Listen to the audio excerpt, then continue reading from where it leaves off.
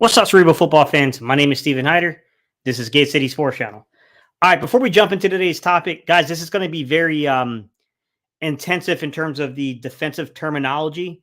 So if you guys are unfamiliar with the terms I'm speaking, if I'm getting a little too far into the coach speak, guys, everyone has to learn somehow. Don't be embarrassed to ask me what the term means, what I'm talking about. Even if you're watching this on the playback, guys, you have to learn somewhere. Everybody learns it from somebody else. It's not like I was inherently born knowing these terms.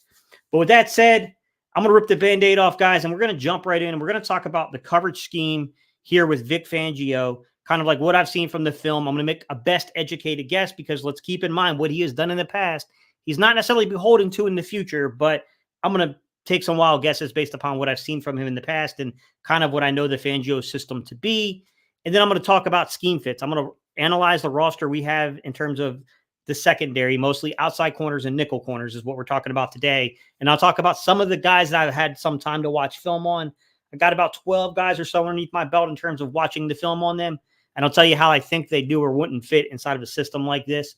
So with that said, let me jump right into the first thing you have to know about Vic Fangio's scheme, which is a term called a match quarters concept. Here's the deal. Vic Fangio will play everything. So just because he starts his base shell as looking like quarters, generally speaking, you're going to see quarters, cover two, or cover one, cover three concept. Those are normally the base shell stuff. He'll show you pre-snap and then post-snap. He kind of does his thing. Most of the time, you're seeing a quarters-based concept. Quarters is really easy, guys. So what I want you to do is when you think quarters, look at the writing right here on the notepad. You see I broke this down into quarters, 4 spaces. So where cover 3 is 3 deep and 4 under, guys, the basis premise of quarters is 4 deep, 3 under. Now, I'm going to get into the terminology of those 3 unders because you have to know the responsibility and the coverage is what's going underneath. And this is where I think a lot of people get really mad at previous coordinators who were running Fangio's scheme without understanding the actual coverage bases and responsibilities within that. So when we say match quarters, the first thing should be setting up radars, guys. Your radar should be going off right now. Like, okay, what does that mean, Steve? What does match mean? Simply put, the best way I can put this is you can zone match or you can man match. In this particular situation, you're running zone concepts like quarters, but you are going to be using some man principles. First thing I can tell you is if you're looking across the field in terms of like this Vic Fangio match quarter system, your outside corners, there's 2 outside quarters coverage to cornerbacks. Normally speaking, you're going to hear them referred to as having 2 responsibilities, Meg or Mod. Now, generally speaking, when you hear Meg and Mod, this is a cover 7 principle. But like I said before, guys, everything starts as quarters. It doesn't finish quarters. So it could be cover 6. It could be cover 7. It could be cover 8. He can rotate into a cover 3. He can rotate into a cover 1. It's all about manipulating the eyes of the quarterback. But Meg and Mod, outside corners, and a true matchup-based cornerback, you need to know what those terms mean, guys. So Meg, man everywhere he goes. That's what Meg means. Man everywhere that player goes, you're locking up on them. Basically, Vic Fangio likes to take your number 1 and he likes to lock a guy up on you. Sometimes you can do this through different ways. You don't have to use a match quarters basis to this. So it doesn't have to be like a Meg concept. It can be a cover 6 concept where they play cloud underneath a cover 6, right? So basically on the half field side, we're talking about split field reads, quarters to one side, cover 2 to the other. They can cloud coverage, meaning everything underneath is manned up by this player on this guy, locking up their number 1 and then keep safety help over the top. Basically. So there's different ways of achieving this, but Meg, man everywhere he goes. The other one is Mod. Mod meaning man on deep. So different coverage principles mean different things. So if you're in this quarters here, let's say that you're playing more towards the field side. So you have more space to cover. So think Darius Slay side, right? So you have more space you have to cover.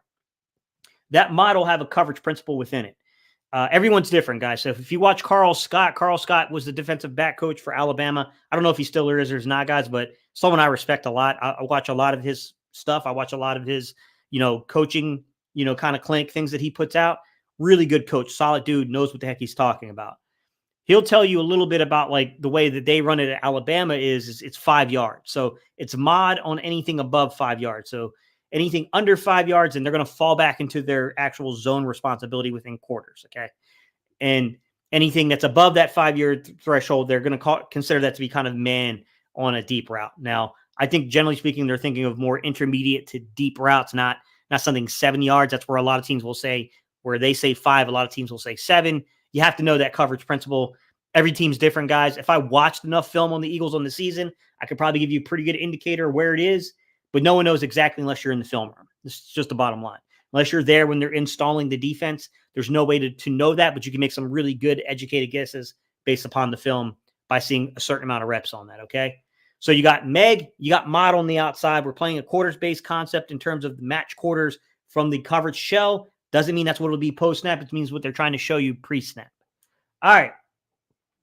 We need to talk about the underneath. So I told you guys to start this conversation. When you get into quarters, this is a very basic conversation where you have 4 deep, 3 under at its premises, but we're talking about a matchup quarters-based thing, so it's different, okay? We're going to go past that basic premise of 4 deep, 3 under. But on those 3 under, so if you see here, I have under, kind of written under. You have to know who your apexes are and who your hook is. Who are your apex defenders? Who's your hook? Apex defenders basically mean that they're going to be inside of the cornerbacks, but still outside of the hook, basically, okay?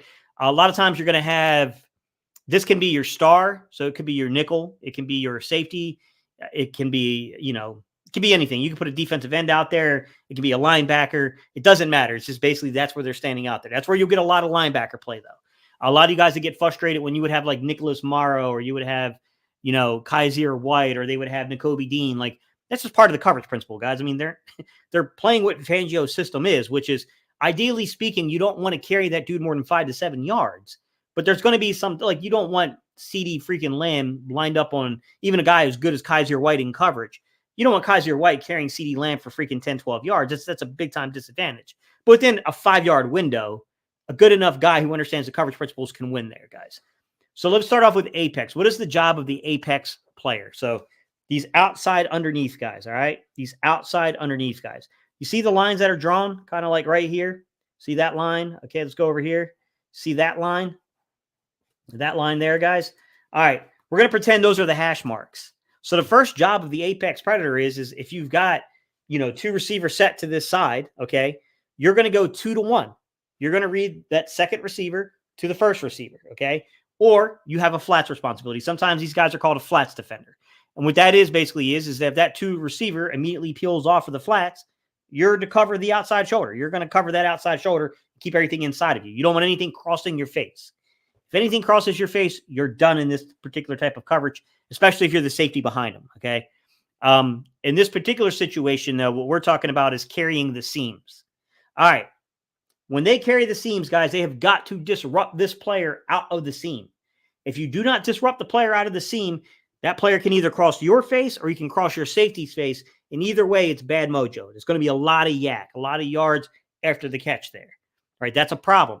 These guys have got to disrupt the seam. They've got to get these dudes out of the seam, right? They're matching and carrying and destroying the seam, not allowing this dude to control the seam. If they peel off to the flats, it's their responsibility to cover the flats. Now, they disrupt the number 2, and now they're falling back about 10, 12 yards, right? Now what do? Well, you play your zone. You're playing your zone past 10 and 12. You're getting into throwing windows. You're reading the quarterback's eyes. You're making it tough on them, right? Apex. Both sides, same thing. Now, your other underneath defender, what does that mean? In the Fangio system, what is the hook defender? So the hook defender is always going to cue on running game first. Basically, they are inside the box, guys. These are a linebacker, generally speaking, who is inside the box, who is going to be cueing on what is happening with the run game first. So they're going to read center guard exchange first. So if you got one guy playing hook, it could be 1 to 2 dudes. If you got one guy playing hook, he's reading guard, center guard. He's reading that exchange there first, right? He's got his first responsibility is the run game. Okay, after it's been established this is not a run, the hook defender is going to fall back and cover on the running back a lot of times. Sometimes hook defender can have the responsibility on a tight end, but generally speaking, they're dropping 10 to 12 yards back, and then they're playing either an inline tight end, someone who's stacked inline, so up against the tackle, or they're playing the running back, guys. Pretty much is what they're doing. They got a 10 to 12 yard window where they're taking away curls and that kind of stuff, basically. They're there to take away that quick game stuff, if you will. So that's why, like, when you're doing something like play action passing and you're trying to hit like a quick, like say it's 3rd and 7, right? And you just want to hit a quick hook or curl route or something like that. You're trying to hold that linebacker with that read because he's got run responsibility first. You want to try to get your guy to clear that window and get the easy pitch and catch for the first down. All right. That's cordage based. That is the majority of it. This is very similar terminology to what you'll hear to cover 7, guys. Know your apexes, okay? Know your hook defenders. Know if your outside corners are meg or mod. And then you kind of have to know, like, how do you, like, what are the coverage responsibilities? So, like, say your opponent runs smash. Smash means you got a low route that's meant to put a cornerback in conflict, and you got a deeper developing route behind it, right? So say they run smash. Like, what's your responsibility there? Well, keep in mind that guy, whether it's a nickel corner, whether it's a linebacker, whether it's a safety, whether it's an end, the money backer, no matter what it is, that guy has got a responsibility in terms of how you defend that on 2-to-1, right? So 2-to-1, he disrupts the player. He gets them out of the seam. That's the deeper developing guy that keeps him from crossing your face and your safety's face, right? And then your outside corner is going to yell, smash. He's going to fall back to try to get underneath of the player that's going deeper. Your safety is going to be over top of him, keeping him from crossing his face. And then, of course, your nickel, your money, your star, whoever it is that's playing that role that's up there on the apex is going to go cover the flat guy, that number 1 receiver now, 2-to-1, if you will. These are the basics of the match quarters, guys. You'll hear people try to they'll try to muddy the waters with this. It's that simple.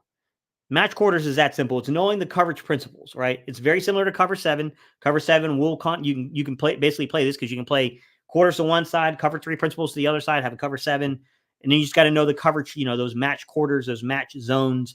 Like, what is the principles? Where do we pick up? Who gets covered where? How do we cover? All right. Other things you need to know. If you're going to talk about Fangio's system, if you're going to talk about these mixed coverage bases, you have to know the run fits for these corners. So you still have to kind of know what Jimmy is versus pony. These terms you hear talked about when you're talking about basically things happening down the line of scrimmage. So Jimmy just means you have a 5 technique that's 2-gapping, right? But when you're in pony, your 5 technique and that 3 technique, they're essentially going to 2-gap. With Fangio, that's more of like the things you see from those quarters-based things that come out of the cover 7 principles of essentially Nick Saban.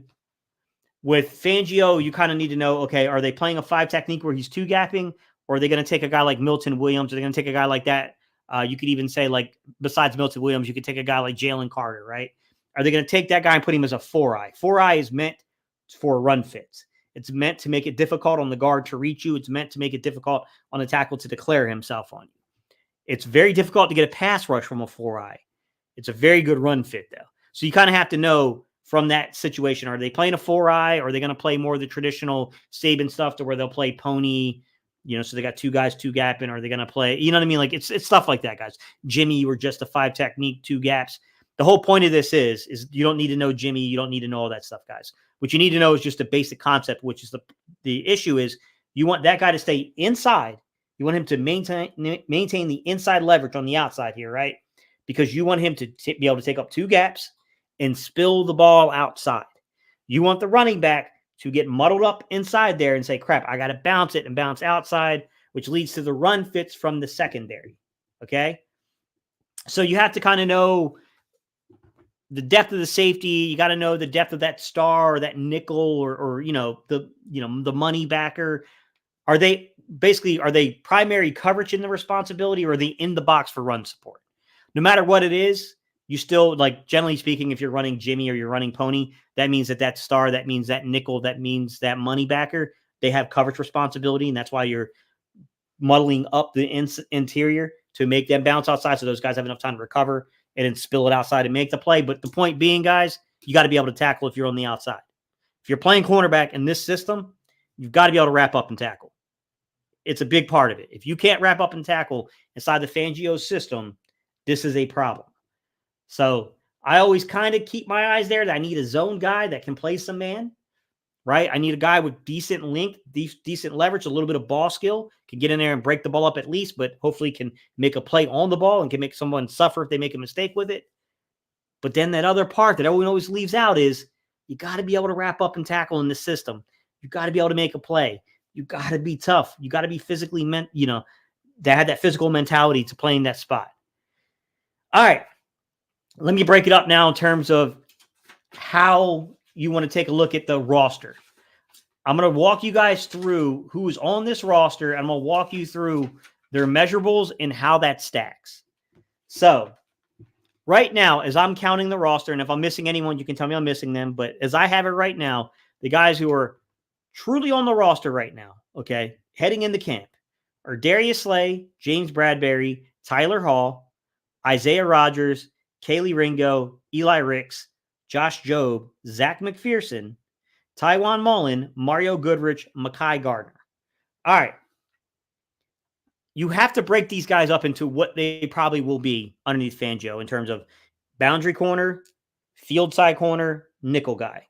And I do think that, you get some guys like, a Zach McPherson and a Mario Goodrich and Isaiah Rogers who have flexibility. They can play both. They can play inside or outside, but we'll see when they line them up in camp, guys. Boundary corners. There's only 3 boundary corners, in my opinion, on this roster. James Bradbury, Eli Ricks, Mekhi Garner. How do you define a boundary corner if you're scouting?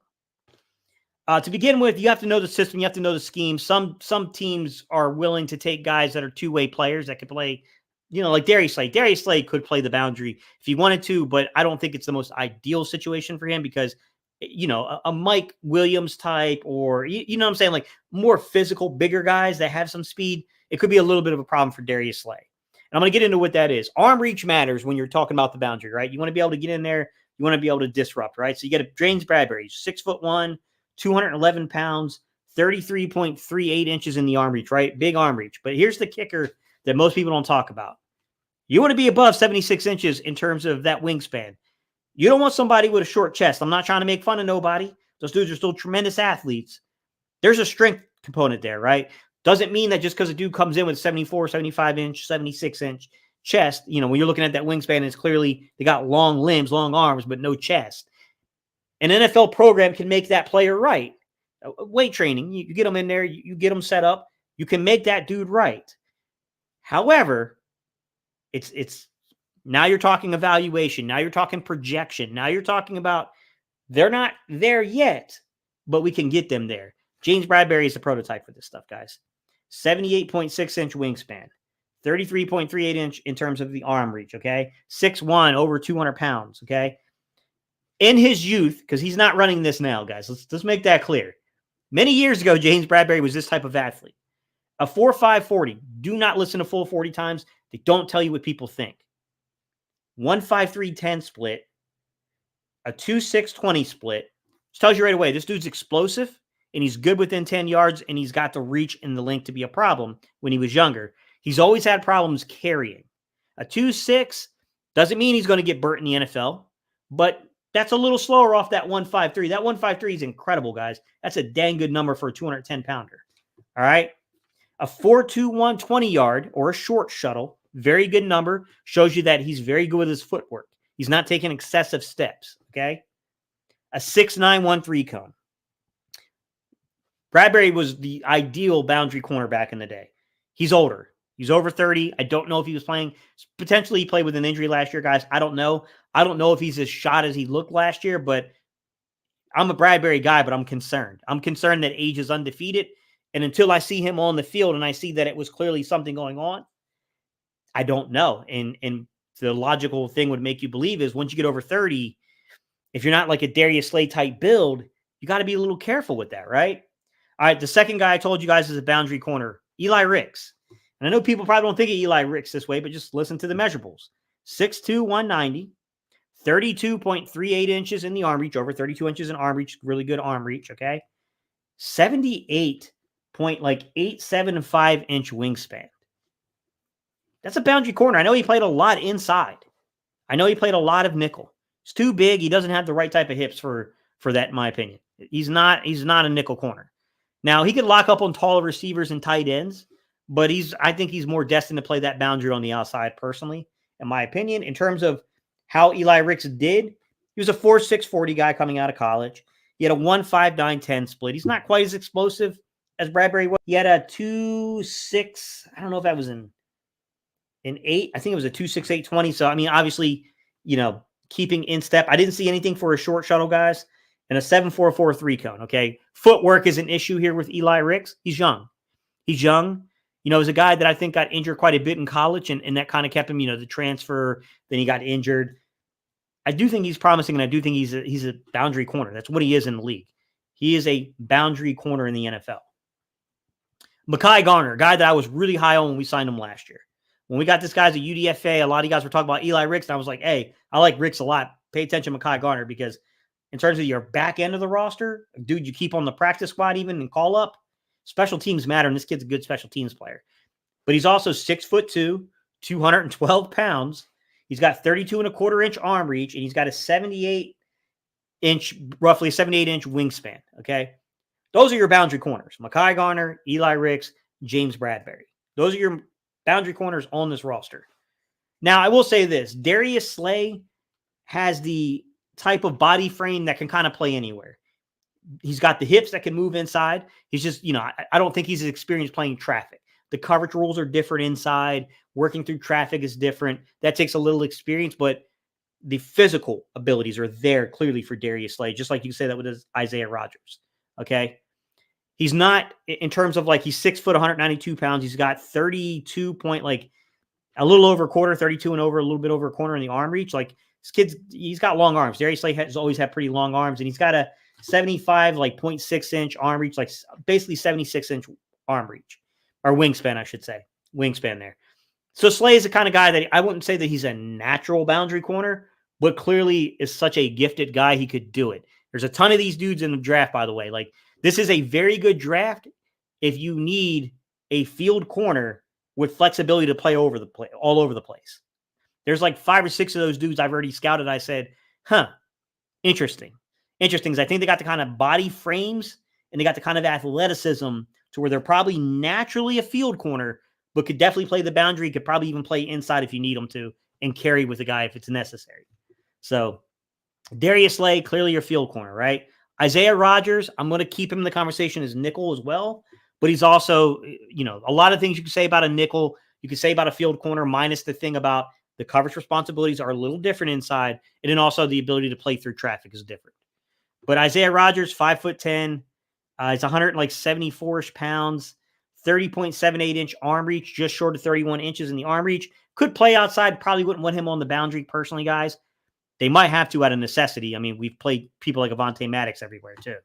And he has a 76-inch wingspan. For a 5'10" guy to have a 76-inch wingspan, a lot of the things I said about Slay, you can kind of say about Isaiah Rodgers, right? Not ideal for him to play as a boundary corner because bigger receivers, those Alshon Jeffrey types that are not worried about creating separation, but are just going to body you and use that wing. I'm talking about Alshon in his prime, guys.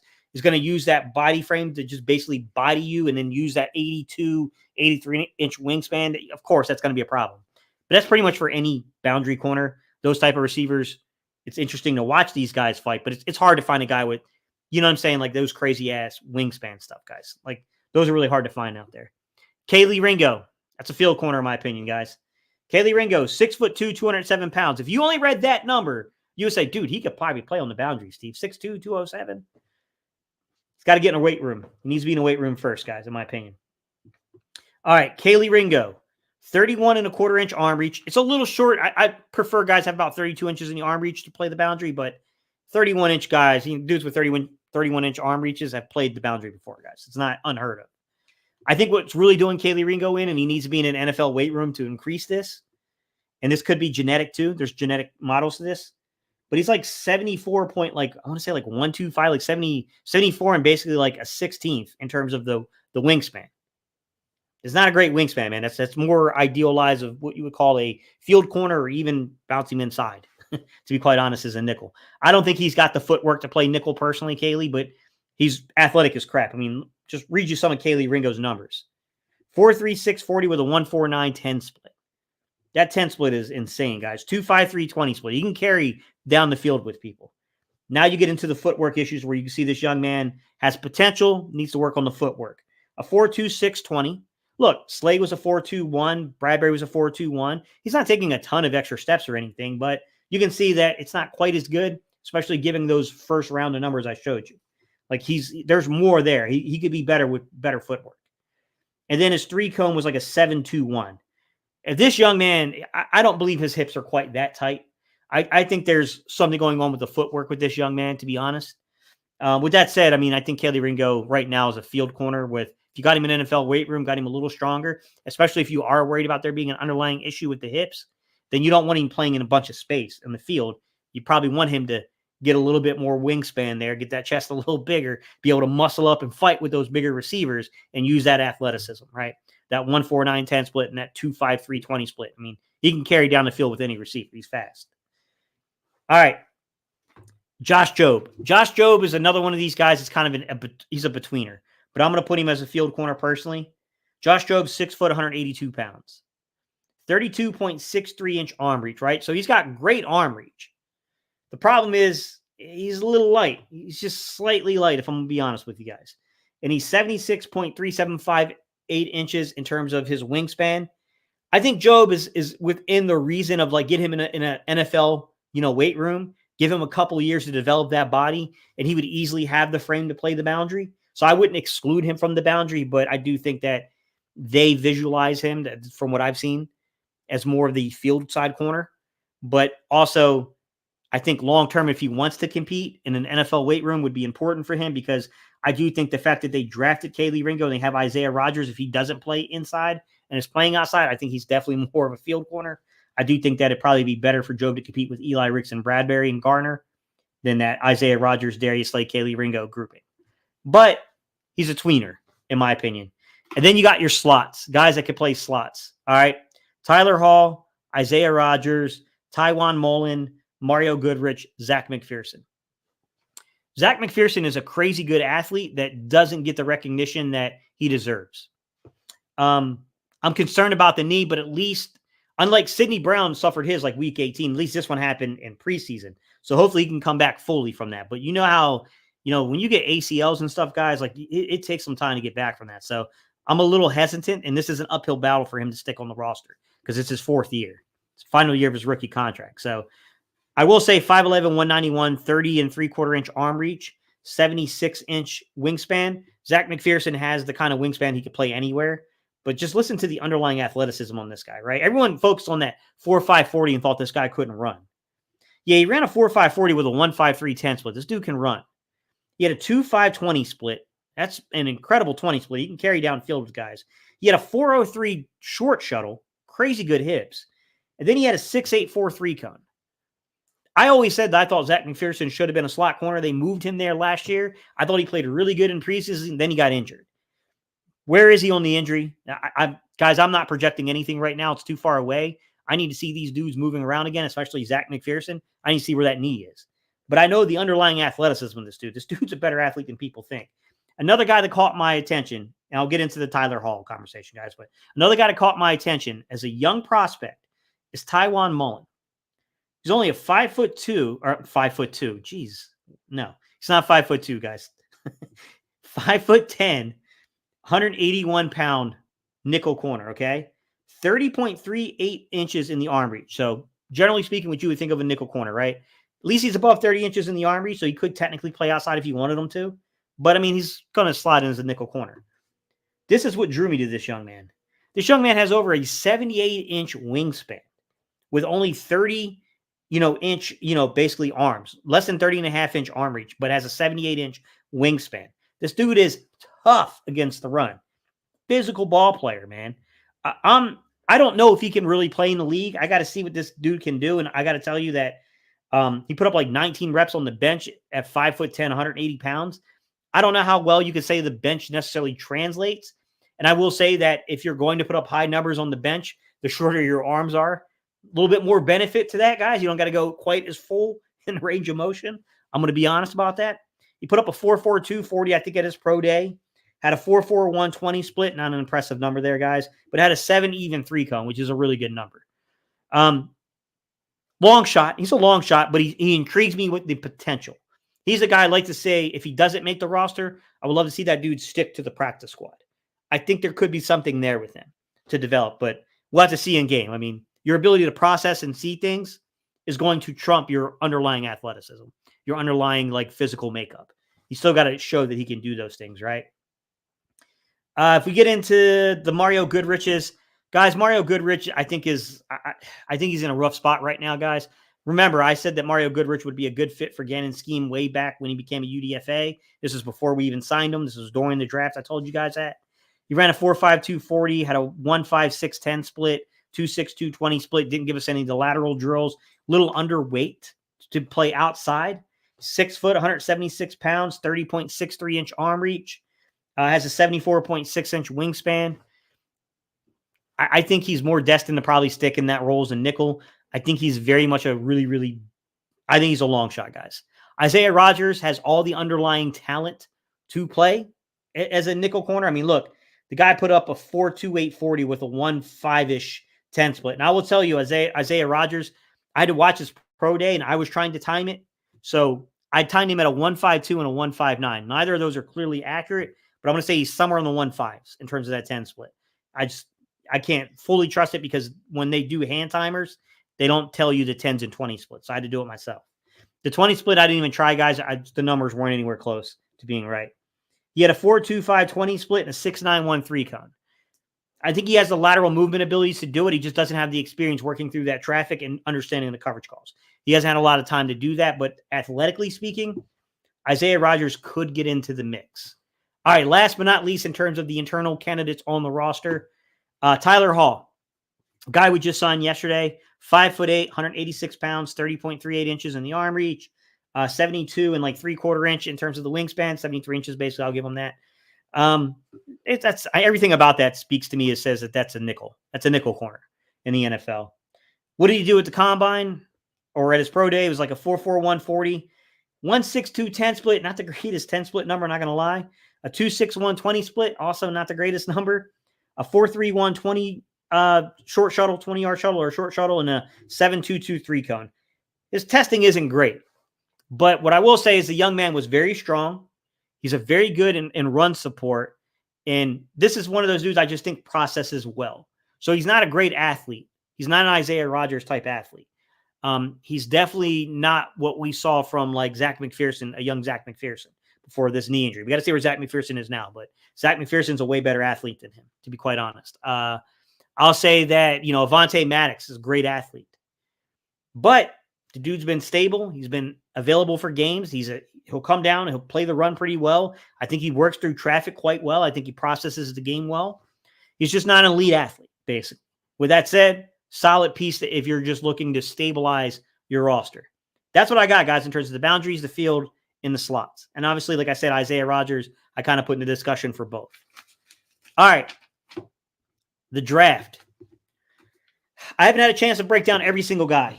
I mean, anyone who's telling you they have in this short period of time, guys, I don't want to say they're liars. I'm just saying they're being disingenuous, or they didn't put a lot of film time in. I mean, I got through 12, and it took me every almost ounce of free time I had to get through 12 of these dudes. It takes time on film to feel good about some of these players. The first thing I'm going to tell you is before I get into what I think are true boundary corners inside of the NFL draft, I found 1, 2, 3, 4, 5, I would say 7 guys I think are tweeners. They're tweeners. They could play either side of the field. Boundary, they could play field. I think they're destined more for the field, but I think you could put them at either. Like if you're just going to, like, you know how Nick always talks about alignment-less wide receivers. If you're going to look at like alignment-less outside corners, like you don't care if they're boundary, you don't care if it's field, you want guys that can play either. So that way they're just a left cornerback or right cornerback. You don't flip the field with them, that kind of ordeal. And that's kind of almost what we do with Slay and Bradbury, to be honest. Then these dudes, I think, fit for that conversation. I'm not going to tell you that I know what Vic Fangio thinks. I don't know, guys. We'll see. We'll judge it by the moves he makes. The guy that I'm really high on is Quinyon Mitchell. I think he's a really good, solid player out of Toledo. 6 foot, 195 pounds, 31-inch arm reach, 75.75-inch wingspan, so just short of that 76-inch wingspan. Get him in an NFL weight room, get him a little stronger. He could definitely increase that a little bit. I'm not going to lie. You get that chest up a little bit. You get them shoulders a little bit more broader. You can do some workouts. He's a 4.33 40 guy. Good footwork, guys. 1.51 10 split. Explosive. 38-inch vertical. 122-inch broad jump. Good underlying athlete, guys. Kool-Aid McKinstry. 6 foot, 199 pounds. Has 32 inches in the arm reach. Good arm reach there. 75.88 inch wingspan, so just short of 76 inches. This is a guy that I do think inside of an NFL weight room could increase that wingspan to stick on the boundary and play with the bigger, more physical dudes in the NFL. I will say this. I'm going to read you his numbers. but there's not clarity on that. So essentially, 4 NFL scouts said that they timed him at between 4.43 and 4.47 in terms of the 40. Okay, somewhere in between those numbers. He had a 34.5-inch vertical and 121-inch broad jump. He didn't have the greatest testing. I'm not going to lie. He ran decent, but keep this in mind. He had a Jones fracture. A Jones fracture is like a Lisfranc, but the Lisfranc, so say this is my foot, where the Lisfranc is up here off the bigger toes, right? So when you get a Jones fracture, it's down here on the smaller toe, right at that joint. There's a fracture there. So putting weight on your outside part of your foot is a little bit of a concern there. He couldn't really do a lot of stuff at the combine. He did show up for the combine. He did do a couple drills at the combine, but he couldn't do exactly what we wanted him to do per se. So his pro day and those numbers, just beware. Buyer beware a little bit there. He might be a little better than what he showed you there. It could simply just be that he's dealing with a foot injury. All right. His teammate, Terrion Arnold, 6 foot, 189 pounds, 31.63 inches in the arm reach, 76.25 inch in the wingspan. I don't know he's got a whole lot more that he can add to that, but I think it's feasible to think he can add another 3/4 to, another inch and a half worth of growth there in terms of the chest, shoulders, broaden it out, get that wingspan a little further because of that, and be able to play on the boundary if you really wanted him to. I think this is one of those guys that could play field. He could play boundary. I think the physical makeup is there. He put up a 4.5 40, a 1.54 10 split, a 37-inch vertical, and a 129-inch broad jump. I'll be honest with you. He kind of gives me the vibes of a dude that would really play well on the boundary if you get him a little stronger. I kind of like Terrion Arnold a little bit. I think he's a decent player. You can make a case for Enos Rakestraw to play the boundary as well. I think he fits more as a field side corner, but 5'11", 183 pounds, 32 inches in the arm reach, 75.625 inches in terms of the wingspan. I don't think he's that far off from being able to get in an NFL weight room, get a little stronger, grow a little bit, be able to get out there and play out that way in terms of the boundary. He's a 4.5 140 guy, a 1.54 10 split, and 120-inch broad jump. I do think if you make him a little stronger, I do think that Enos Rakestraw would be a decent candidate to play on the boundary, but his numbers aren't conclusive to that, right? There's a little projection here. And I'll get into the natural boundaries in a second, guys.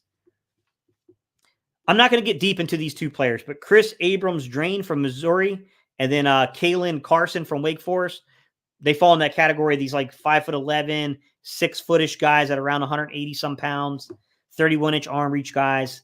They're probably bound to play as field corners in the league, but probably could, with a little bit inside of an NFL weight room, could gain the size, could gain the mass, could gain the strength to play on the boundary.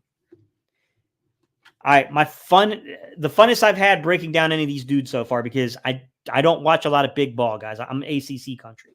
So I watch a lot of SEC and I watch a lot of ACC. Max Melton, this young man y'all got out there in Jersey playing at Rutgers. Oh, man, I walked away from his film and I was like, yo, I like this dude a lot. I'm a fan of this dude. I think this dude's a good player. 5'11", 187 pounds, 32.13 inches in the arm reach. 5'11", 32.13 arm reach, okay? 76.375-inch wingspan. This dude's physically fit, guys. 4.39 40, a 1.51 10 split, a 40.5-inch vertical, 136-inch broad jump. 136-inch broad jump. 40.5-inch vertical, guys. A 1.51 10 split, a 4.39 40 with 32.13-inch arm reaches, and he's already over 76 inches in the wingspan. I think this young man can literally play every alignment as a corner. I think he can play the boundary if you wanted him to, because he's that physical, and I think he goes after the football. I'm a fan of this dude. I like this dude's film a lot. I think he can play a nickel. I think he's tough enough to come up and play the run, and I think that he's kind of got that dog where he can play through traffic.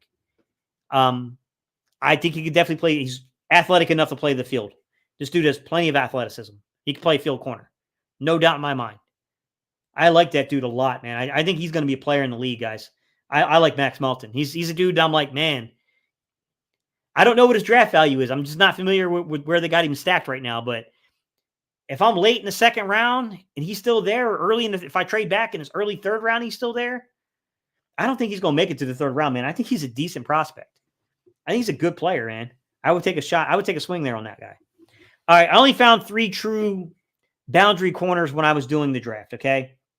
I I gave you the dudes that I think are flexible enough to play the position. But in terms of the guys I broke down, the 12 dudes I broke down, these 3 of the guys that stood out to me as being boundary corners. TJ Tampa, Iowa State. Connection to Iowa State with our coach. Always got to pay attention to that, right? 6'1", he's 190 pounds, guys. 32 and a half inches in the arm reach, 78.625 inch wingspan. That's a boundary corner in the NFL. Kyrie Jackson, Oregon. They list him at 6'4". He's really like 6'3" and some change. 194 pounds, 32 and 3/4 inch arm reach, 78 inch wingspan. He's a 4.5 40 guy with a 1.5 10 split. Good explosive, nature to him off that, initial release, and a 36.5 inch vertical. The only thing you're going to worry about him is his hips. When you get really tall and linear as a corner, sometimes you got a tendency to maybe play a little tall and not be low in your back. And when you're backpedaling, that could be an issue there. But I have to see his film to determine that. Like, I got to really dig deep into him, man, to say that that's an issue. But I'm just looking at the size, and people might think that. He was Oregon. Cam Hart, Notre Dame, 6'3", really 6'2" and some change. 6'3", 202 pounds, 33 inch arm reach, 77 and 3/4 inch wingspan. Right around that 78 inch wingspan, man. 4.5 40, 1.5 10 split, 39 and a half inch vertical, 130 inch broad jump, a 4.24 short shuttle, and a 7.123 con. Cam Hart, Kyrie Jackson, TJ Tampa to me are the clear-cut boundary corners I saw in this class. And then you got guys like Quinyon Mitchell, Kool-Aid McKinstry, Terrion Arnold, Enos Rakestraw, and Max Melton, Chris Abrams, Drain, and Kalon Carson. I think you can, I don't know. I think you can make a case there. But those dudes, you can make a case that you could get them big enough to play that position if you wanted to. You can build their body up a little bit. All right, let's get in the comments. Let's talk a little bit, guys.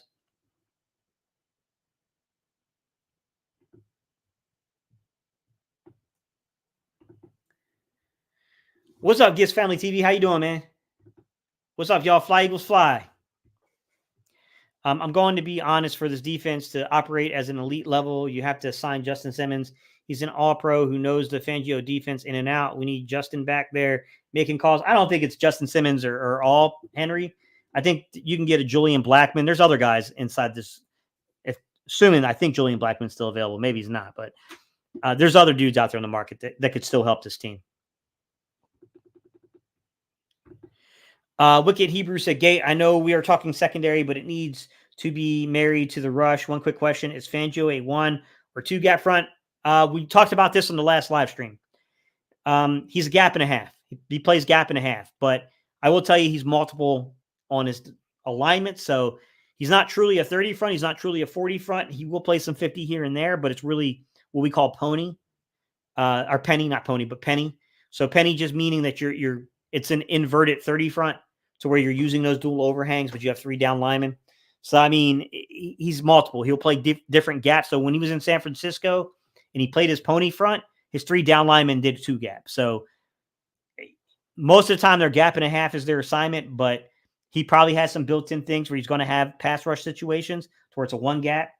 Most of the time they'll play gap and a half, and then clearly on certain rundowns, you'll get some of these 2 gap concepts we talked about earlier, right?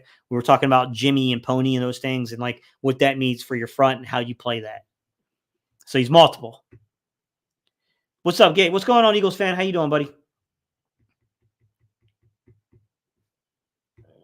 What's up, EZ? Says, up, Gate. No matter the defensive scheme, we cannot compete with these linebackers, and I don't expect rookies from the draft to make a big impact. Should have kept either TJ or Kaiser White. I don't know, man. I don't know, easy. It depends on how you rate some of these guys. I think Devin White is definitely we're making a projection.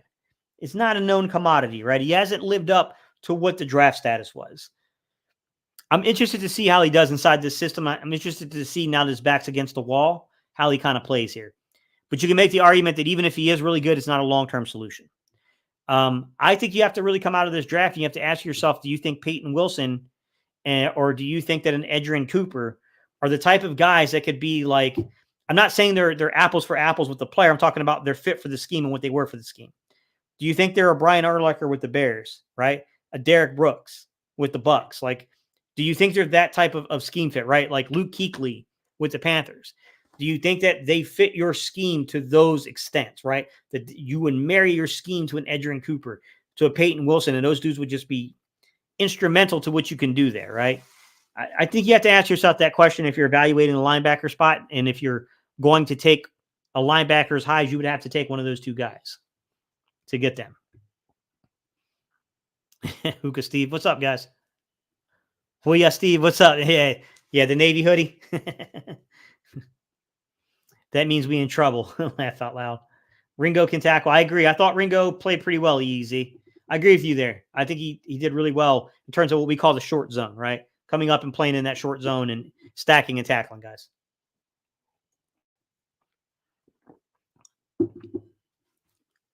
Dante's boxing talk said Fangio's defense lets up a lot of short underneath passes, right? Yeah, you need guys that can read it, though, Dante. The key here is that to read it quickly and get there and shut it down for very short gains. You want to keep those quick hitch throws. Basically, you don't want dudes crossing your face if you're playing short zone, right? But I mean, the little dump offs to the flats, you just got to rally and tackle better. We got to stop these 7-yard gains and keep those to more like 3-yard gains. So it's like running the ball, basically. We need to be a little bit more consistent with that. What's up, Shonuff? How you doing, man? Bob Brown says, Steve, great breakdown on Vic's system. Let's take that analysis and transition to the draft. Rodgers played boundary for the Colts. Different system, though. No, he played field, not boundary. What's up, Dante? How you doing, man? Sup, Gate. I kind of worry about locker room chemistry. All the signings seem like overkill now. To be honest, I've never been a fan for teams that win free agency. I'm more of a draft guy. Well, look, I've heard what's his name say that on Birds 365. I will say this: the last three NFC East teams, the last three NFC conference champions have made splashes in free agency. The 2021 Rams, the 22 Eagles, and the 23 49ers. Okay. The 49ers, Javon Hargrave, and then they also went out and got Chase Young during the season. Like, I don't know, man. I don't know. I think you got to be balanced on both sides of it. Enos Rakeshaw is the corner that made the most sense for us on the boundary when watching tape. Great tackler. Played a lot of quarters at Mizzou in the games I watched. We'll see, man. Eli Rick showed a lot of flashes, especially against guys like Tyreek. Hey, Coach, I like Rick's potential. Nickel is not a good fit for him. Yeah, I agree. I don't like him playing the nickel either, Drew. I think that's a mistake. Preach Facts TV said, I can listen to Steve talk football all day. Hey, I appreciate that, guys. You're a great teacher. Hey, thank guys. I appreciate that. Eagles Nation Cash, I hear you, but I disagree with you, meaning the Eagles are in a win now attitude. Rookies, a great, however, inexperienced, bringing in young vets brings experience and leadership. What are you thinking about the Hall kid and the nickel? If you're going to play him like a money, they talking like a money backer, Preach Facts TV. I mean, yeah. I mean, he's got the athletic ability too.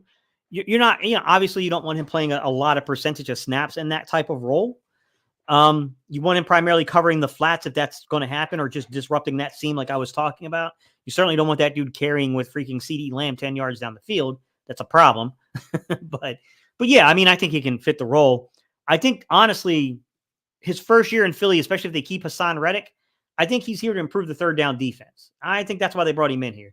They want dudes that can bring a speed element and can play multiple alignments and really create a problem for teams to match up with us, because we got to get a pass rush. We got to get off the ball. We got to get off the field and get to the ball on third down.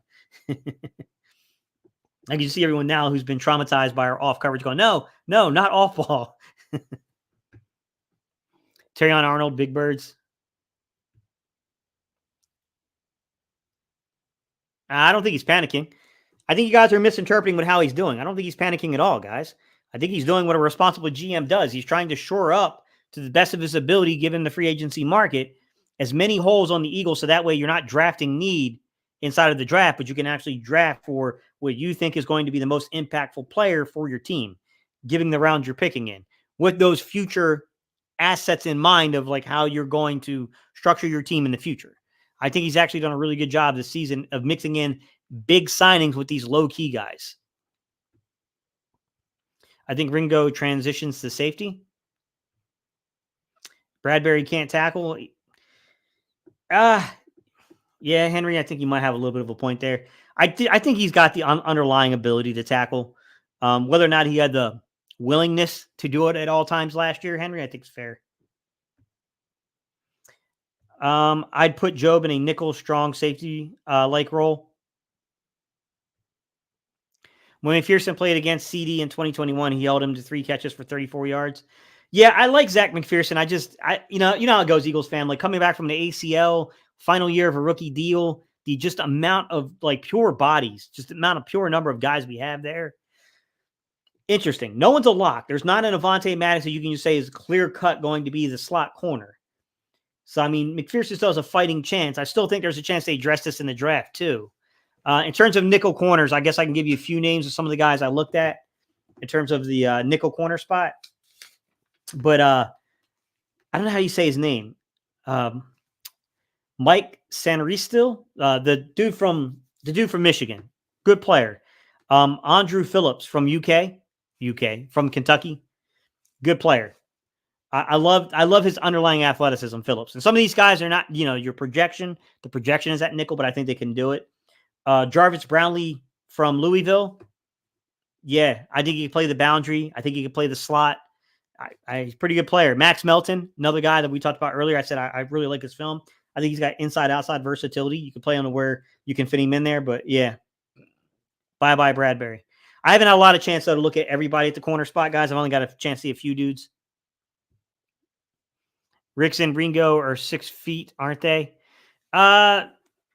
According to their combine measurements, they came in at 6'2" for Ricks. And then who else you asked me for? Ringo.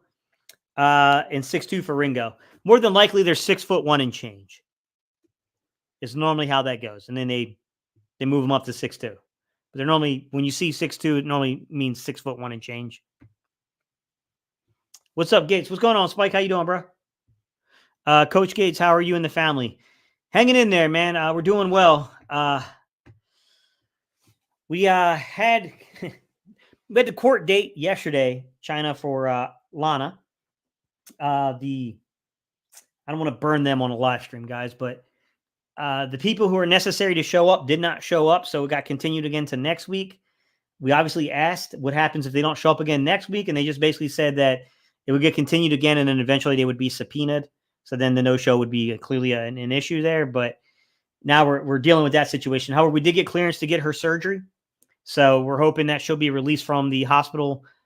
We're hoping by the end of the month. I mean, we'd like to get her sometime next week if we can get the surgery on schedule, because it's 48 hours, I think, after the surgery, she can come home. So we're waiting, hoping everything turns out well there. we want to get her out of there. She's been in the hospital for like 8 weeks at this point. Everyone wants Mitchell. Yeah, I like him. I don't know if we're going to be in position to get him, Eagles fan. I got my doubts that we'll be in position to get him, but I'd like to add him to this system too. How are you liking Philly's offensive line depth these days? See, you Allie, you phrased it with depth. I think we could use more depth, if I'm being real, to be honest. I'm a little uncertain with the swing tackle spots. I know we got Kinney in here, Darian Kinney in here, who's, could be decent, or Kennard. I think I said his name wrong. I think he's a decent player, but we don't, we got to see him in camp, see how he does. They still have Toth here. They have Raven Clark. I don't know how I feel about those dudes being the swing tackle types. I do think Hennessy gives us a little bit of flexibility in terms of the interior offensive line. Probably could still use a player there, to be honest, though. Steen could be factored into that swing tackle guard type if he doesn't become the starting right guard. But I think we're all hopeful he's going to be the starting right guard and earns the job. But, if he's not, he can at least provide you that. Although for a really high third-round draft pick, obviously we want to see that guy take over the spot. But we'll see. Is Coley the boundary only? No, he's got the ability to play everywhere. I think ideally I'd like to get him in a weight room, get him a little stronger and play him on the boundary. he's got the underlying movement skills, I think, to honestly be a field corner if you wanted him to. I think he's one of those dudes that could play either side of the field, to be honest.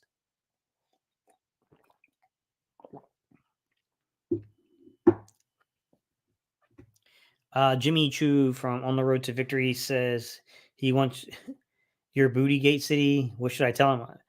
I don't know, Jay. That's weird, bro. I've met Jimmy before. He's been on my channel before. I never got that that vibe from him, sir. I don't know what that means.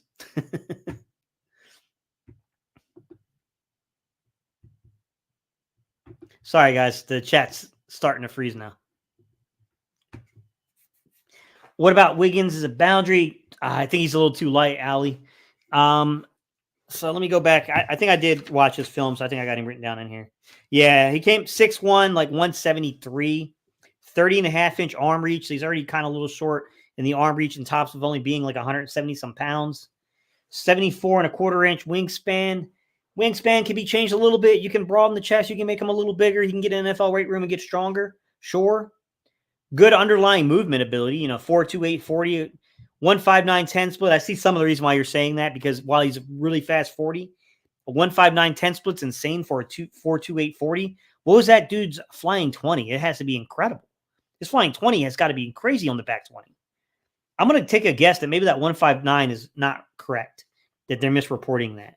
This is a year I'd be careful with the reporting, guys. A lot of wingspans, I had to go into pro days and find them.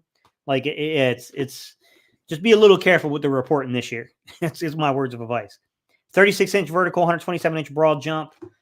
I think he needs to get a little stronger for this system in terms of, there's a little Mario Goodrich to him. Better athlete than Mario, clearly. But in terms of like hard nose, strong player, tries to play above his weight, but does lack weight, right? He's not the biggest dude. I think he's got to get bigger. I think he's got to get stronger. I'm not going to say the guy can't do it, Ali. I'm just going to say that you have to get him in an NFL weight room. You got to develop that guy, and you got to see where he's at, after a year or so. Coach, first time live, long time rider, your content fan. Hey, I appreciate that, Eagles Maniac. Milton is my cousin's boyfriend. He's going to be good. Oh, that's cool, man. That's really cool. Yeah, I like this film. Max Melton can play. Kick that ish gate, big birds. Rank those guys. I mean, it's hard to say, Bob, because some of this is scheme fit. I'll be honest with you. I'm pretty enamored right now with Quinyon Mitchell. I'm pretty enamored with Max Melton. I like both of those players a lot. I really like what I saw on Terrion Arnold's film. I think he plays above what you would think his size is, even though he's only 189 pounds, which is not that light, guys. I mean, that's basically what Slay is, pretty much. 31 and over half-inch arm reach. I think he plays kind of lengthy out there. I think he's got a frame that you could add a little bit to him, another 5 pounds or so. I liked his film a little bit too. Rakestraw, I was a little up and down on. I think if you get Rakestraw in the right system, I think he'd be really good. He's got to be in the right system. I think Rakestraw needs to be in a zone concept. I don't think you want to play him too much, man, because I think you can get, in terms of like, when you start carrying downfield on those vertical concepts without real safety help, I think Rakestraw could be in a little bit of trouble. But I do think he plays physical. So, I mean, like, I liked Quinyon Mitchell's film a lot. I really liked what I saw from Max Melton's film quite a bit. Terrion Arnold, I liked a lot. When I get to like Kool-Aid, the foot. I got to know the health of that foot, man, because some of the stuff that I'm seeing that's worrying me about him, it could just be something that needs to heal over 6 months, and he's going to be fine. So, I mean, it's hard to, to put that into perspective with him. Joe Castro loves the guy from Rutgers too. Pause. Yeah, Kyrie, guys. Yeah, Kyrie from Oregon. Tall dude. They got him listed at like 6'4". He's really like 6'3" and some change. He's going to be a boundary in the league, I think. He's a tall dude. He might be one of those guys, Allie, where people always talk about switching them off to safety. He might get switched off. He might get switched off to safety. I think that he's either a boundary corner or he's a dude you're going to play as like a strong safety. What's up, Ken? How you doing? I'm surprised you don't think Kool-Aid is a natural boundary. Not natural. I think he's got the ability to play. So he's one of those guys I mentioned, like Quinyon Mitchell, Kool-Aid, Terrion Arnold, Enos Rakestraw, and then I think that Max Melton. I think all those dudes, you could play boundary, you could play field side. I think some of them, I think, are a little bit more natural to the field side. I think some of those guys need to just get a little stronger, and they're going to be more natural to the boundary once they add a little strength to that, to their game. But you know what I mean? Like with Kool-Aid, you have to analyze that foot injury. He's got a weird Jones break in his foot, fracture, not break, but fracture in his foot. And that's on the outside part of the foot. So I do think that some of his evaluation is being thrown off by that injury. Campbell is the third or fourth wide receiver for the Birds. We got to see. I don't think any of these dudes like stop us from drafting another wide receiver, Robert, if I'm being honest.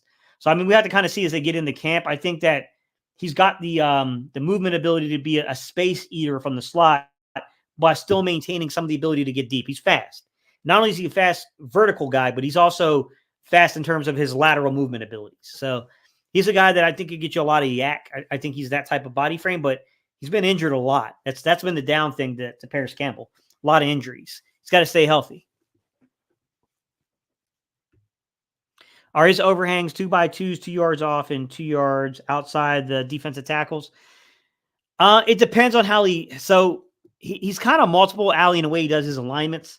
So you'll get times where he's got the 4-eye. He'll have a 4-eye or a 4 heads up over the tackle that'll be lined up to the opposite side of your nose. So you'll have a nose like in a 2-eye kind of situation to one side of it. And then on the opposite side, you'll have like this guy that's kind of lined up in a 4-eye. And then you'll have these 2 overhangs basically off of that. Normally what I see there is going to be towards the left side. So normally where you would see, normally where you're going to see kind of that Sam come down is where you'll see that 4-eye lined up there. And that's obviously for run support, because you got to think about him trying to 2-gap there, because the linebackers have to scrape and cover so much ground that he's going to maintain run fit there. But there are times I see him where he's playing like a 3 technique off a 2-eye. He's playing 2 eyes on those 2 down linemen, and then he's got the 2 overhangs. So it really depends upon exactly how he's playing that front, to be honest.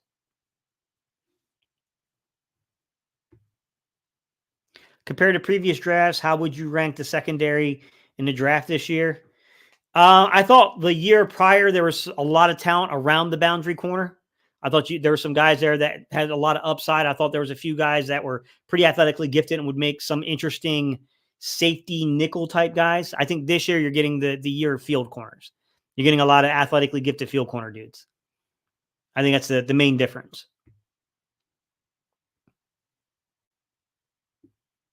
TJ can't cover. He was getting charting coverage last season. They had to pull him off the field in a few situations. Gate, I know you're doing defensive backs, but what are your thoughts on Brandon Smith working in at linebacker and the 34 guys I know and trust say that Smith was dropped from Carolina due to scheme, liked him out of Penn State? That's how I have him slated right now too, is that he's going to compete at that Sam, that on ball, kind of backer spot. I mean, look, they're throwing darts at the board with guys like Terrell Lewis, Brandon Smith. Like these dudes are darts at the board, to be quite honest. Julian Akwara factors into that conversation as well. But these are really good darts at the board for the back end of the roster, to be quite honest, especially when we don't know what our pass rush situation is going to look like in 2025. So I think your heads up on where I would probably spot him too. I view him more as on ball than off ball. But yeah, I mean, we'll have to see. I mean, it's definitely going to be difficult, man. It's going to be difficult to know how they're going to rotate these guys in, because you also have guys that are hybrid. So, you'll get these dudes that have the ability to kind of play all over the place. They can play off ball. They can play on ball. How are they going to use those guys in terms of the scheme? That's going to be another thing to kind of see there.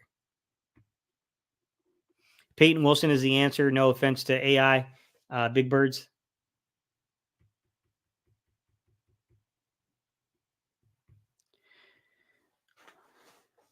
Kavai Jones, what's up, man? Said, I genuinely think James Bradbury is CB2 for this year. I believe he's known to be a zone type guy, so I think he can work in the system. I mean, the system's pretty much the same. There's not a whole lot of change between Desai. Notice I'm not saying Patricia. Desai and Gannon. I mean, they all ran a hybrid type Fangio system. But I do think that a lot of if you just go back and look how many games we lost when Patricia became the defensive coordinator, there's something to that. I'm not saying that Desai was doing a good job. I mean, when players want him out, something's going on there. There was something behind the scenes. I didn't personally dislike Desai. I felt like that dude definitely wanted to win. I felt you could feel that in his press conferences when he was talking. But apparently, guys didn't agree with some of the nuts and the bolts of the scheme and the way he was trying to run that Fangio version. Some of those guys had a little indifference to some of the things he was doing. Yeah, it's tough. I mean, we heard a lot about these edges kind of freelancing, those overhangs freelancing a lot in the system. We got burned a little bit in containment in the run game because of that. What do you think about Ricks as a Fangio fit? Is Ringo a boundary? No, Kaylee is more of a field corner. He'd have to get a little bigger, to be quite honest. He's got the 6'1", 200-pound frame, but I mean the 74 inches in that wingspan, you don't want that going up against some of the more gifted, Mike Evans type, those type of guys that can really not only create space because of speed, but also have really long kind of frames and have that catch radius. That can be a little challenging if you don't have the wingspan to compete there. Now, you could say that because his footwork is a little raw, it might be easier to stick on the boundary because there's less space to cover Ali, but he has to get into an NFL weight room for a couple of years, probably develop that body a little bit more. We'll see. I mean, he primarily played field last year. We'll see if they flip him to the boundary this year. See if, being in the weight room, if you got bigger, you got a little stronger, see if that's where they do that.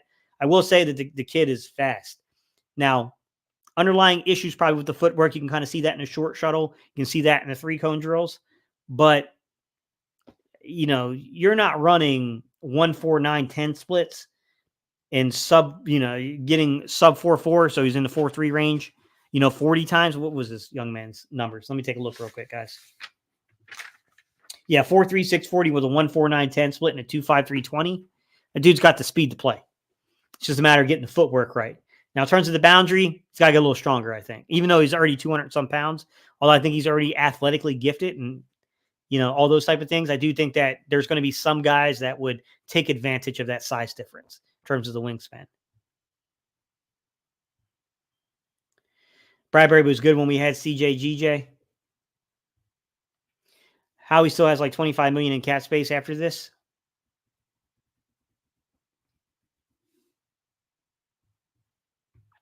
China said, I came in the middle of your breakdown. Did you mention Trotter Jr.? I saw his interview with John Clark. He seems like a hardworking, respectful young man. I didn't really break down linebackers in this one, but we did talk about them in last week's live stream, China. I talked about Trot Jr. I'm a little bit of a fanboy when it comes to Trot Jr. I'm not saying that he's necessarily the best fit here in Philly, per se. But I think he knows the culture because of his dad, obviously. You know what I mean? Like, he's been around this. And I think he's physical. I think he plays the game physically. We'll see. I think he's one of those guys that if we traded out of the second round and got into the early third round range, because we have 2 picks in the second round, he's a guy that I'd keep my eye on. The relationship back to his dad, all those type of things, like that kind of stuff matters with our front office, to be real. The other one I would watch for in terms of the end of the second, beginning of the third round is Colson from Michigan. Another big physical thumper at the linebacker spot. What's up, Spike? When you do your 7-round mock? Coming up. We're March 21st, so it's coming up. Within the next 2 weeks, we'll have round 1 of that. China said, Birds, please keep Reddick, please.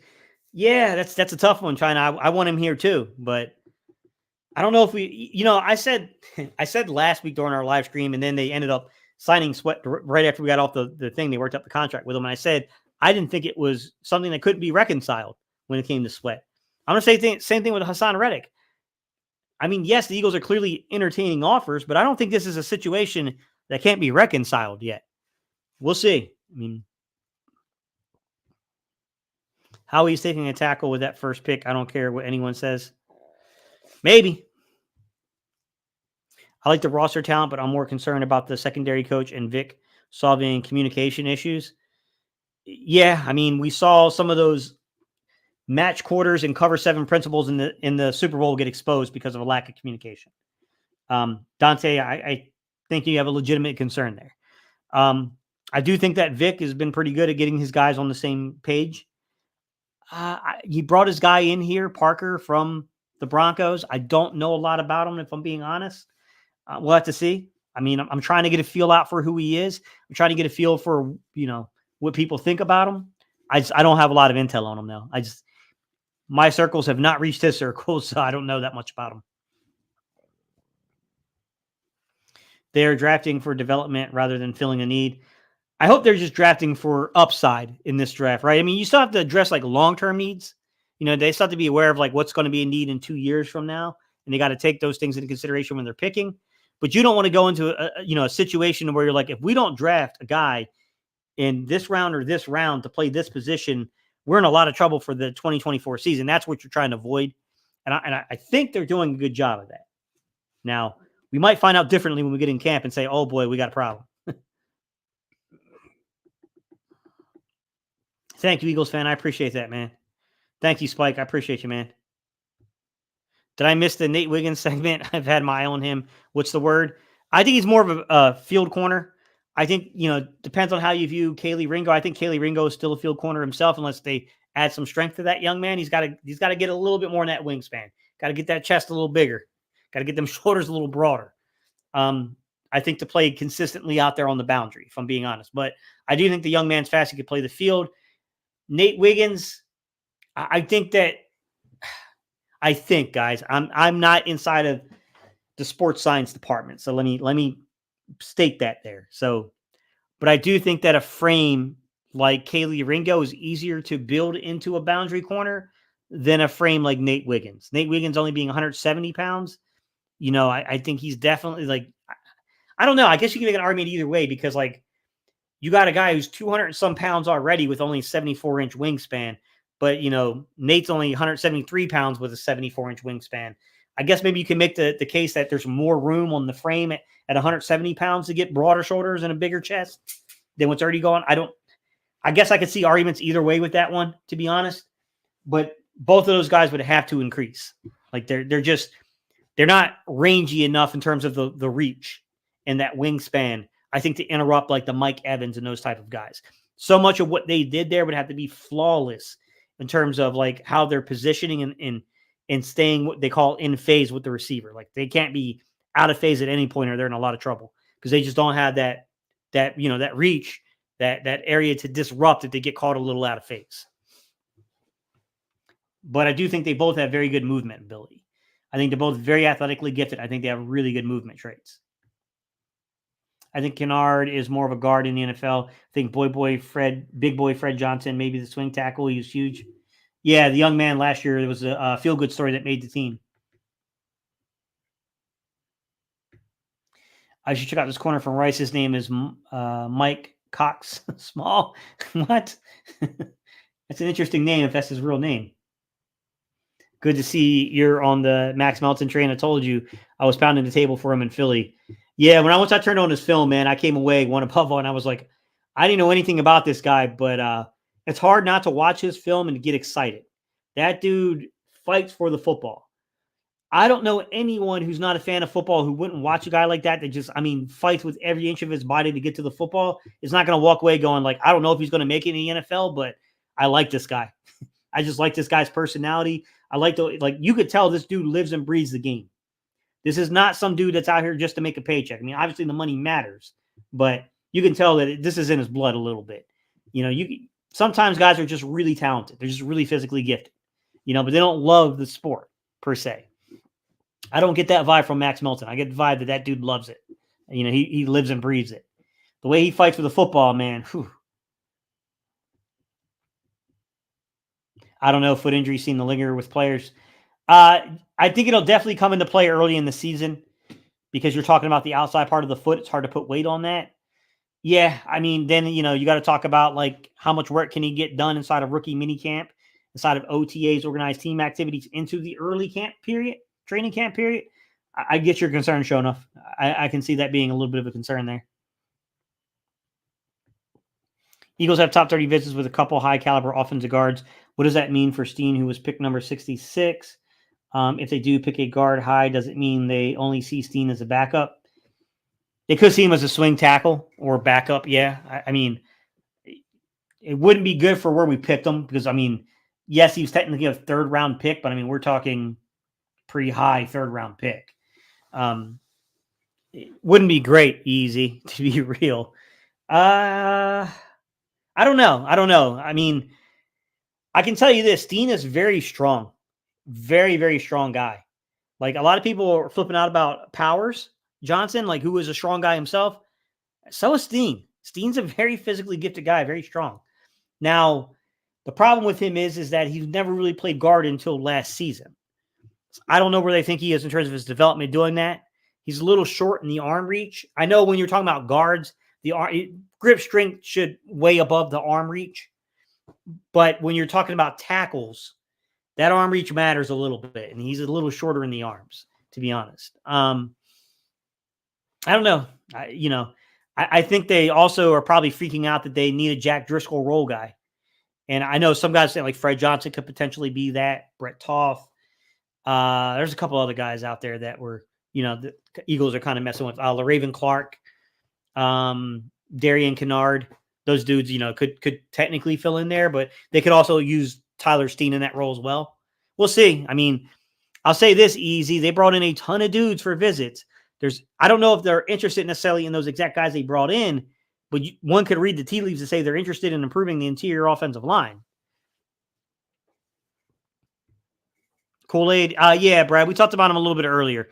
The problem with Kool-Aid, and when I was evaluating his tape, is he came out and admitted he had an issue with his foot, and he ended up having a Jones fracture, which is it's kind of like a Liz Frank, but a Liz Frank is like up on the big part of your foot. So imagine it's my foot. This is your big toe, say. Like Liz Frank is up here where the ball joint is on it, on like kind of almost in the middle of your foot is where you feel the pain on a Liz Frank. This one is more so where the little toe meets the joint, and it's on the outside edge of your foot. So he's a little hard to evaluate right now, Brad, because of that injury.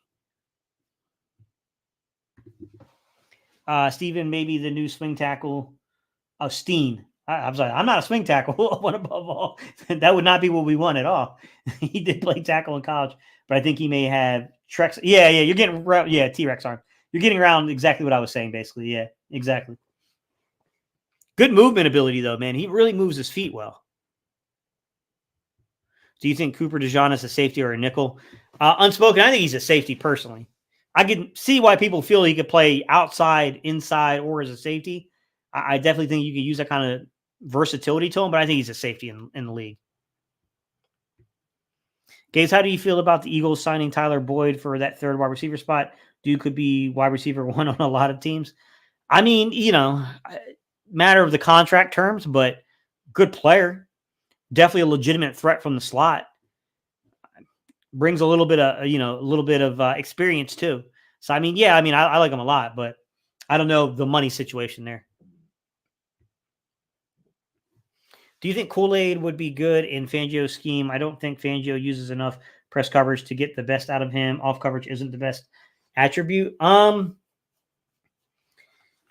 If you're playing on the boundary side, you're going to get a lot of what they call man everywhere he goes. You get a lot of those med coverage calls.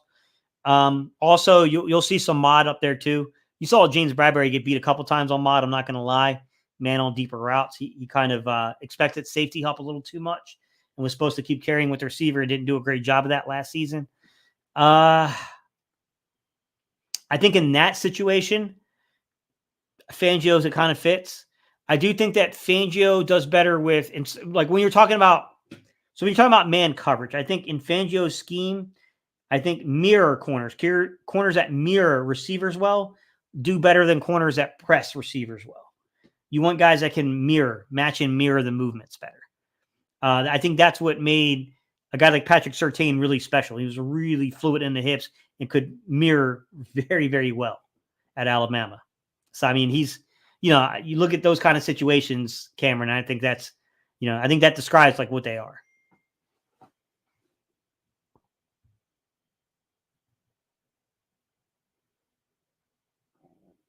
Kool-Aid clocked a 4.47 today on that foot. Yeah, I saw a thing where they said scouts had him anywhere between a 4.42 actually and a 4.47, but they were hand timing him, so it's hard to say. You know what I mean? Maybe we can steal him in the second round. It's a possibility. Like the foot injury can cause him to drop. I mean, injuries can cause you to drop in the draft. There's no doubt about that.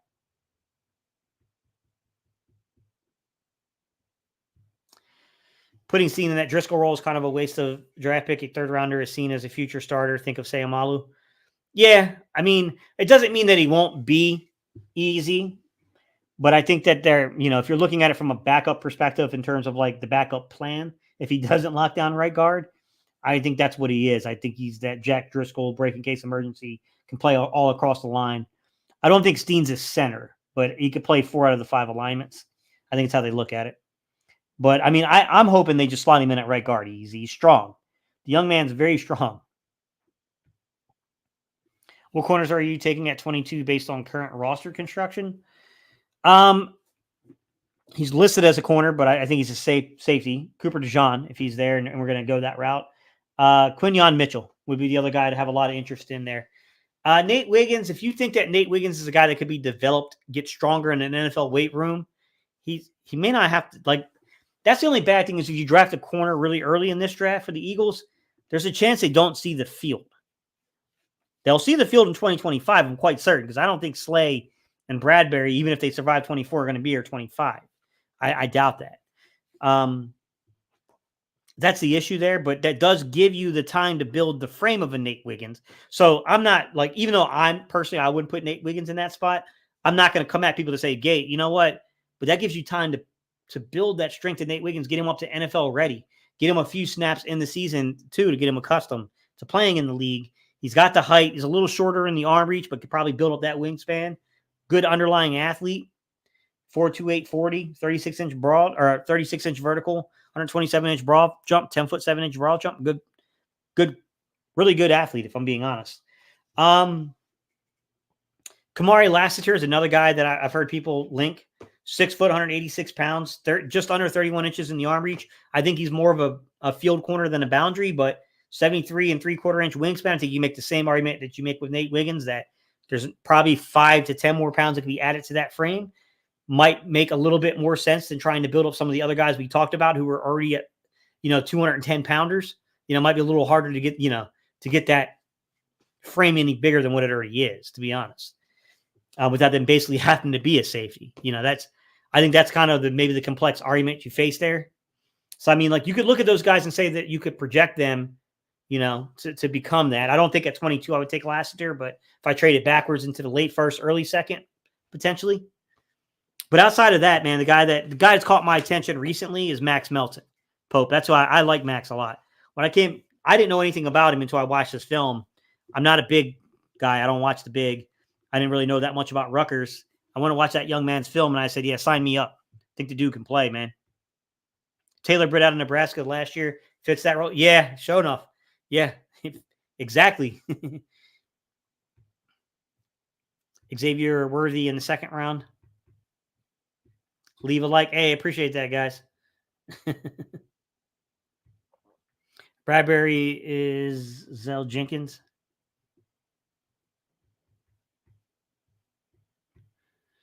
Tyler Hall's frames less than 5'9" will only allow him to play inside and not against tight end. So why is he here? Does he have a 40-inch vertical? Richie, any nickel corner that gets out leveraged by a tight end, it's not going to matter. You're not going to have a nickel.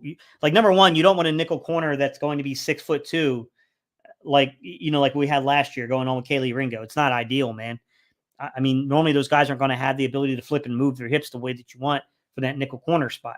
Kaylee just was a fighter and just fought through, or not Kaylee Ringo, sorry guys. Eli Ricks was just a fighter and fought through stuff. So, I mean, we got a little fortunate there, to be quite honest. Your nickel corner is going to normally be between like 5'8" and 6 foot at the tallest. That's normally where you're going to have those guys at. It's more so about how they play the responsibility more than anything. In terms of what he did in terms of his combine numbers, I don't remember his vertical. I have to look that up, guys. Tyler Hall's vertical, I don't remember. I mean, he is athletically gifted, I can tell you that. But I don't think he jumped very well. don't think that was his strong shoot. Let's see. Tyler. Oh, he didn't. Of course, he didn't pull up. Let me see. I got him in here. Chris Abrams. Enos Rakestraw. Give me 1 second, guys, and I'll pull it up. Tyler Hall. Wyoming. So at his pro day, he had a 129-inch broad jump, which is pretty athletic, and 38-inch vertical. So, I mean, yeah, that ain't bad, actually. I mean, it's probably not the most fluid in terms of what he tested. He was probably taking a little too many steps back then. So when you look at his numbers in terms of, like, he ran a good 40 time, but when you look at his numbers in terms of, like, that 10 split at a 161, 162 range, that's not very good. But also, like, his 20-yard shuttle, his, 3-cone, those kind of numbers, guys, kind of illustrate a guy that was probably taking too many steps, needed a little work with his footwork. Probably he's got it since he's been in the NFL, and he seems decent. Yeah, 4.31, 20, 7.22, 3-cone. So, I mean, I think the kid's pretty tough, man. Richie, he's been one of the better run defenders from that slot position in the NFL the last couple of years. Sweat was a need for the run game. Reddick is gone. You don't pay a guy $17 million to be a situational pass rusher. I think you do in year one, easy. I agree with you in terms of the long-term prospects. But I do think year one, you can definitely use him as a situational pass rusher. Because that situational pass rush is going to be the key to getting you off a third down and setting a proper rotation there. Hope Kelsey decides to come back. What's up, Wayne Johnson? I doubt that, man. Justin Simmons' agent doing him right. It seems like he will settle on a 1-year deal only. He needs to sign before the draft, or his value will slightly decrease. I mean, I don't think the agent can help what the market is. I mean, maybe they're a little disappointed because they thought they were going to get a multi-year deal, and it hasn't come to fruition. I don't know.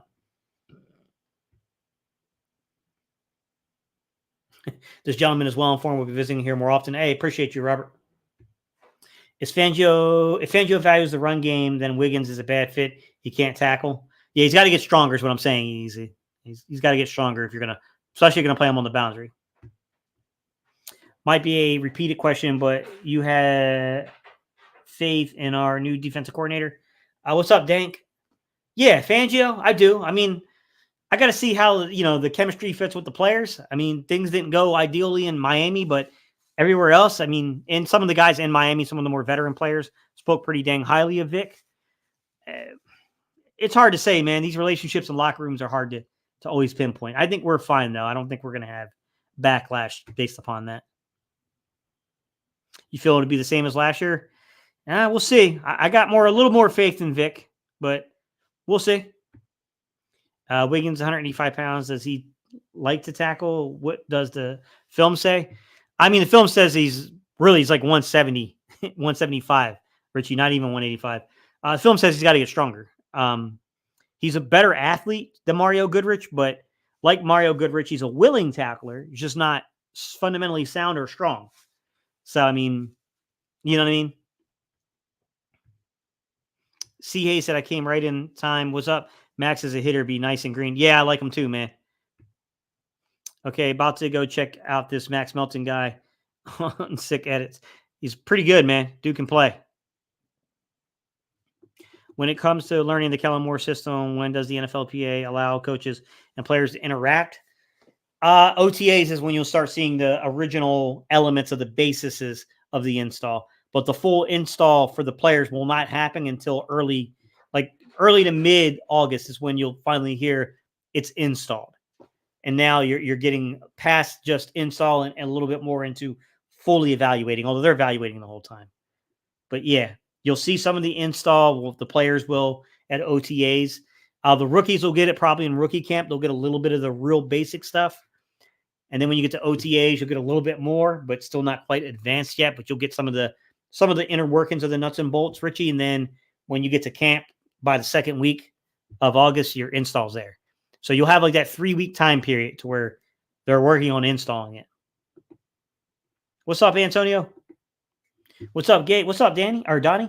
Love how he moves so far. I personally think Paris can stay healthy. He's a go wide receiver 3. Yeah, he's got to stay healthy. He's very elusive. He can do some things, I think. Would you pick Tyler Guyton and put him beside Lane or keep him as a understudy? I'd let him compete. See, if I picked him, I'd let him compete. I wouldn't just rule Tyler Steen out. I'd give them a competition. But I do think that, Lane saying that this is the guy that he feels like could replace him, I think is substantial. Now, also, Lane's an Oklahoma homer, so we got to keep that in mind too. I like Tyler Guyton. I think he's a good player. Who has more pressure to produce this year, Nolan Smith or Jordan Davis? I'd say Nolan Smith. I think Jordan Davis has produced. It's more about playing shape with him. Like, he got better. Like, his rookie year, he was really out of shape for the NFL. Last year, I think he showed that he's capable of getting himself in shape, but because his role is going to expand again, now you got to show that you're in even better shape than you were in last year. Also, year 3, you can make the case that by year 3, there's no more status of you were a top 16 pick in the NFL. Like, now it's year 3, you got to kind of produce. So you can make that case to say Jordan Davis, but I do think Nolan Smith has a little bit more to prove because they're kind of in a weird situation where they just paid a guy to come in here. They got to make a decision on Hassan Riddick. Josh Sweat's got to have a decision made. And now you got Nolan Smith, who's a first-round pick. You know what I mean? Like, he's really got to produce. P. Steve, I believe Howie isn't signing Riddick because of buyer's remorse regarding Bradbury and Slay paying them above the 30 a year mark. I think Riddick has 3 prime years left. What do you think? Yeah, I still think Riddick can still play. Yeah. The content on this channel is top-notch. We need these answers. Okay, hey, it's all good, man. I appreciate that, guys. Fort diet, apostrophe rest. Davis can't be a situational run stopper. I don't think he's going to be. I think that's the main thing of what he's going to do easy. I mean, I think that's his main job is he's here to fill up the gaps. But I do think that he showed you that there is something there for pass rush ability, but it's not developed fully. He's not a nuanced guy yet. He's got to become that. But we'll see. I mean, we'll see. All right, guys, it's an hour and a half. I'm going to jump off here because I got some stuff to do. I appreciate y'all. We'll be back. We're going to do this again. We'll do another live stream. I got to get a chance to take a look at the safety market. I know a lot of you guys have been asking about safeties. I'll get into the safeties, and then we'll start setting up for the mock draft, guys. Mind you, when you do this mock draft, I hate doing these because, like, I'm beholden to the ridiculousness of the generator and who they pick. It also makes it kind of fun, though, because you can see if the board fell the way that they're saying, what would I do? What would we do? We'll do all that, man. I'll do this last question. Eden, what's good, buddy? Says, do you believe Sirianni will have the power to override Kellen Moore's offense and go back to last year's 2021 offense that crashed and burned the team into paralysis under the guise of core values? I don't think the issue is – I don't think that's going to be your issue. I think your issue is going to be getting guys into the position of not always going for the big ball. Like, these guys have got to learn, depending on the look you're getting, take what the defense is giving you. Replace defender with the football, get it out. That's what you want, is beating that third down pressure. That's one of the areas that needs to improve. I don't know how much I buy into getting the ball to the running backs, but wait and see. You know what I mean? Like, it's hard to judge that right now. But, I mean, I'm a little skeptical of trying to feed Saquon to warrant the contract, but you know what I mean? We'll see. All right, guys, I appreciate y'all so much, and I'll see y'all on the next live stream.